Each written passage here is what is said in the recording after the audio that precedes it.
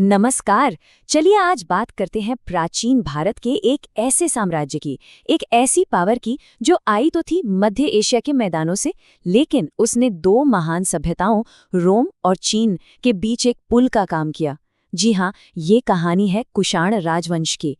एक ऐसा राजवंश जिसने सिर्फ इतिहास ही नहीं बदला, बल्कि आर्ट और कल्चर को भी एक बिल्कुल नई, हमेशा के लिए एक नई दिशा दे दी।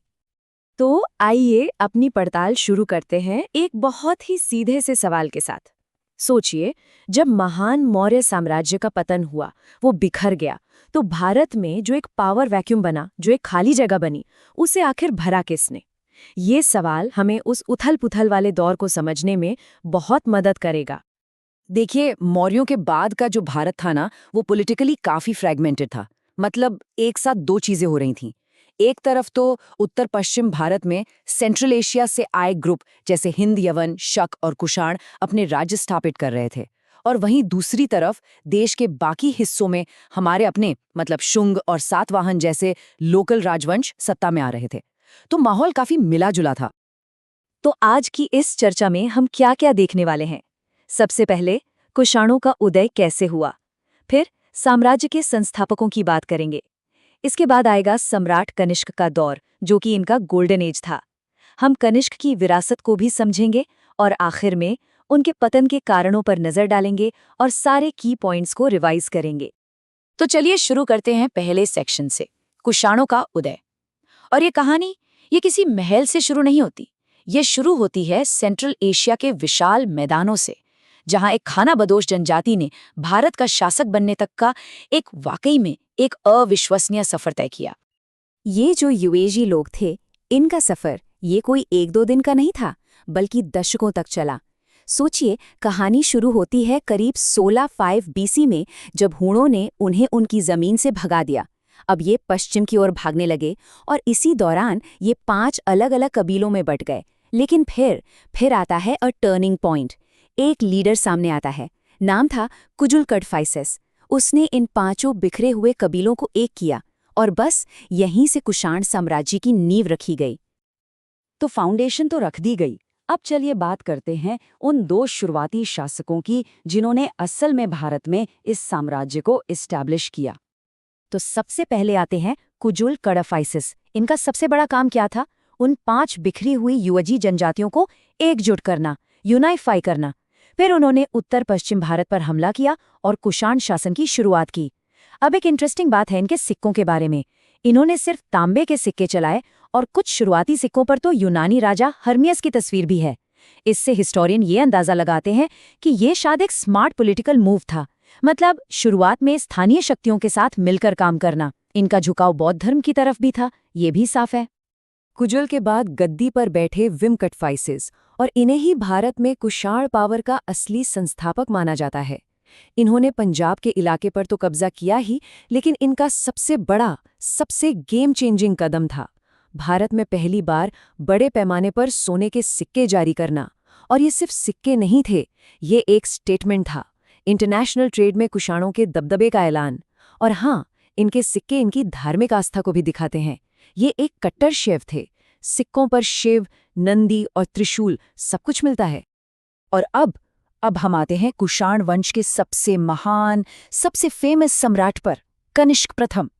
ये वो दौर था जब कुषाण साम्राज्य अपनी पावर, अपने एक्सपेंशन और अपने कल्चरल इन्फ्लुएंस, मतलब हर चीज में अपने चरम पर था। कनिष्क का शासनकाल हिस्टोरिकल इवेंट से भरा पड़ा है। सबसे पहले 78 एडी, जब वो गद्दी पर बैठे तो शक संवत की शुरुआत हुई। जी हाँ, वही शक संवत जिसे आज भी हमारी भारत सरकार ऑफिशियली यूज करती है। और उनके साम्राज्य का विस्तार कितना था, इसका अंदाजा आप उनके शिलालेखों से लगा सकते हैं, जो सारनाथ और कौशाम्बी से लेकर दूर सांची तक मिलते हैं। कनिष्क ने जो टाइटल्स लिए वो भी बड़े जबरदस्त हैं, जैसे देवपुत्र यानी ईश्वर का पुत्र। ये आइडिया चाइनीज एम्परर से इंस्पायर्ड था। उन्होंने खुद को दूसरा अशोक भी कहलवाया। और उन्होंने एक नहीं 2 राजधानियां बनाई। मेन एडमिनिस्ट्रेटिव कैपिटल थी पुरुषपुर यानी आज का पेशावर, और दूसरी कैपिटल थी मथुरा, जो कल्चरल और इकोनॉमिक हब थी। ये सब दिखाता है कि उनके इरादे कितने बड़े थे। वो सिर्फ एक कॉन्करर नहीं, बल्कि एक महान एम्पायर बिल्डर बनना चाहते थे। लेकिन कनिष्क की कहानी सिर्फ लड़ाइयों और जीतों की नहीं है। उनकी असली विरासत, उनकी लेगेसी, उनके पॉलिटिकल हिस्ट्री से कहीं ज्यादा बड़ी है। तो चलिए अब देखते हैं कि आर्ट, रिलीजन और नॉलेज के फील्ड में उनका क्या कंट्रीब्यूशन रहा। मिलिट्री पावर की बात करें तो कनिष्क का कोई मुकाबला नहीं था। वो पहले ऐसे भारतीय राजा थे जिन्होंने हिमालय पार करके एक चीनी शासक को हराया। सोचिए, उनका साम्राज्य सेंट्रल एशिया में समरकंद और बुखारा तक फैला हुआ था। लेकिन उनकी असली इकोनॉमिक पावर का राज क्या था?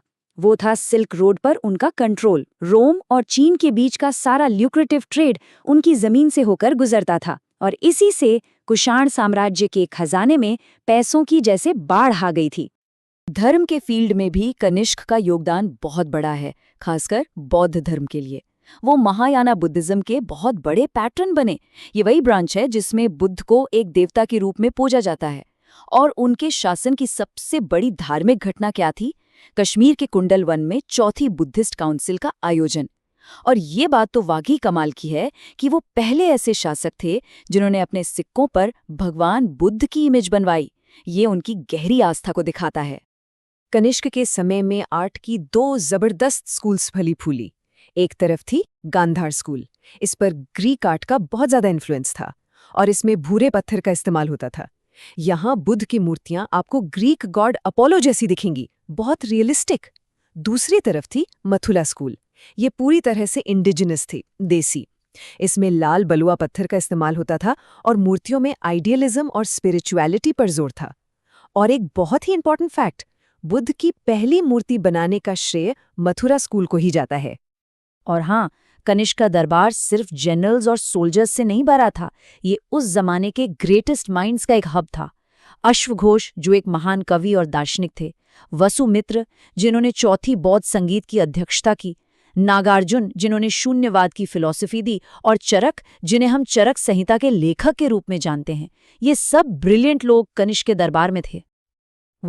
हर साम्राज्य का एक शिखर होता है तो एक पतन भी होता है। कुषाणों के साथ भी यही हुआ। तो चलिए अब अपने आखिरी सेक्शन में चलते हैं और देखते हैं कि इस साम्राज्य का पतन कैसे हुआ, और फिर हम सारी जरूरी बातों को क्विकली समराइज करेंगे। लेकिन उनके पतन की कहानी से ठीक पहले एक बहुत ही इंटरेस्टिंग इकोनॉमिक कॉन्सेप्ट को समझते हैं। शैनी, ये क्या था? ये असल में कारीगरों और व्यापारियों के प्रोफेशनल ऑर्गेनाइजेशंस थे, जिन्हें हम आज की भाषा में गिल्ड्स कह सकते हैं।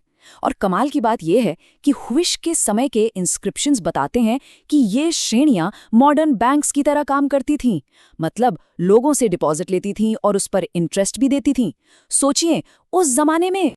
तो कनिष्क के बाद हुविश्क और वासुदेव प्रथम जैसे शासकों ने साम्राज्य को संभाला जरूर, लेकिन वो जो गोल्डन एज था वो अब जा चुका था। धीरे धीरे पावर कमजोर पड़ती गई। वासुदेव प्रथम को आखिरी महान कुषाण शासक माना जाता है।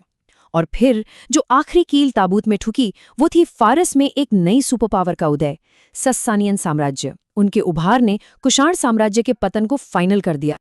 चलिए तो अब एक क्विक रिवीजन करते हैं सारे की फैक्ट्स का। तैयार? उत्पत्ति, पश्चिमी चीन की यूएजी जनजाति। संस्थापक, कुजुल कडफाइसिस, जिन्होंने सबको एक किया, और विम कडफाइसिस, जिन्होंने सोने के सिक्के चलाए। सबसे महान शासक, कनिष्क प्रथम, 78 एडी, शक संवत। राजधानियां, पुरुषपुर यानी पेशावर और मथुरा। इकोनॉमी का बेस, सिल्क रोड पर कंट्रोल। धर्म, महायान बौद्ध धर्म और शैव धर्म दोनों को संरक्षण दिया।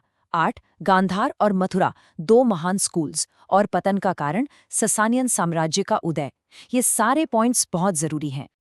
और आखिर में मैं आपको एक सवाल के साथ छोड़ना चाहूंगा।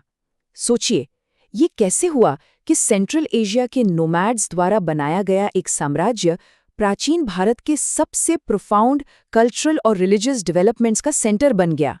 ये अपने आप में कमाल की बात है। और शायद यही कुषाणों की असली विरासत है, संस्कृतियों का एक ऐसा संगम जिसने इतिहास को हमेशा के लिए बदल दिया।